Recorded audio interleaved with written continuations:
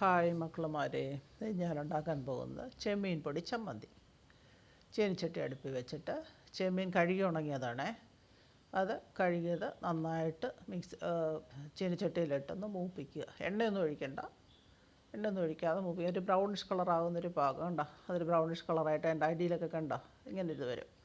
അതിന് ശേഷം ഇങ്ങനെ കയ്യിലെടുത്ത് നോക്കുമ്പോൾ അതൊന്ന് പൊടിയുന്നത്. അതിന് ശേഷം അതിൻ്റെ ചേരുവകയെന്ന് പറയുന്ന തേങ്ങ, ചുമന്നുള്ളി, മുളക് പൊടി, ചെമ്മീൻ, ഇതെല്ലാം കൂടെ മിക്സിയിൽ, ഉപ്പ്, ഇതെല്ലാം കൂടെ മിക്സിയിലിട്ട് ഒരടി അടിച്ച് കടുക് വറുത്ത്, അത് കടുക് വറുക്കുന്നതിനകത്തോട്ട് നമ്മൾ ഈ മിക്സിയിൽ അടിച്ച് വെച്ചിരിക്കുന്ന ചെമ്മീൻ പൊടിയും എല്ലാം കൂടെ അതിനകത്തോട്ട് തട്ടിയിട്ട് വേണ്ട കടുക് വറുത്ത് നന്നായിട്ട് ഒരു 2-3 മിനിറ്റ് ഇളക്കണം.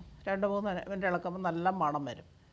നല്ല സ്വാദിഷ്ടമായ ചെമ്മീൻ പൊടിയാണ്. ഊണ് കഴിക്കുക ഇത് മതി കേട്ടോ. സൂപ്പറാണ്, നല്ല ടേസ്റ്റാണ്.